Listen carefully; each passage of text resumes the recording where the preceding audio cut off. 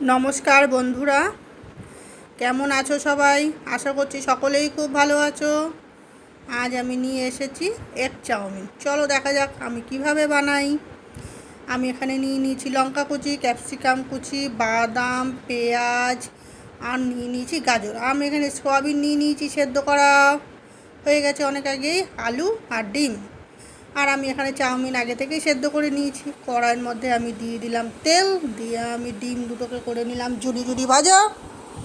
আবার একটু সামান্য তেল দিলাম, দিয়ে আমি এখানে সয়াবিনটাও একটু ভেজে নেব। একটু নুন দিয়েছি কিন্তু তেলের মধ্যে সয়াবিন ভাজার আগে, দেখেছো নিশ্চয়ই? ভালো করে খেয়াল করবে। আবার আমি কড়াইতে তেল দিয়ে দিলাম আলুটা একটু ভাজা ভাজা করার জন্য সামান্য একটু নুন দিলাম। আবার আমার আলুটা একটু ভাজা ভাজা হয়ে গেলে আমি এখানে দিয়ে দিলাম গাজর কুচি। গাজরটাও একটু ভাজা ভাজা হয়ে গেলে আমি এখানে দিয়ে দিলাম পেঁয়াজটা সামান্য একটু ভেজে নিয়ে আমি ক্যাপসিকাম আর কাঁচা লঙ্কাটা আমি এখানে দিয়ে দিলাম। দিয়ে আমি এগুলোকে সবগুলো মিশিয়ে একটু ভালো করে ভাজা ভাজা করে নেব।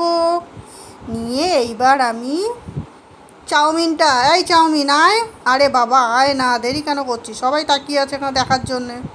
এই যে এসে গেছে, দেখেছো? দিয়ে দিয়েছি চাউমিনটাকে এখানে দিয়ে একটুখানি ভালো করে ভাজা ভাজা করে নিয়ে এইবার আমি আন্দাজ মতো নুনটা দিয়ে দিলাম। নইলে তো চাউমিনে নুন না হলে খেতে কেমন লাগবে বলো? তার মধ্যে আমি কিন্তু সয়াবিন দিয়ে দিলাম, বাদাম দিয়ে দিলাম, ডিমটাও দিয়ে দিলাম, আর দিয়ে দিলাম গোলমরিচের গুঁড়ো। এবার আমি সামান্য একটু চিনিও এর মধ্যে দিয়ে দিলাম, আর একটু সয়া সসও দিয়ে দিলাম, ওই 2 চামচের মতো। কি এতক্ষণে তো লোভ লেগেই গেছে সবাই। হ্যাঁ জানি, সবাই ভাবছো যে মৌপ্রিয়ার বাড়িতে এবার একটু যাওয়াই যাক চাউমিন খেতে। চলে এসো, যার যার ইচ্ছা আছে চলে এসো, কাউকে মানা করবো না। আমি অনেকটাও আনিয়েছি, সবাইকে দিতে পারবো। Okay bye, tata.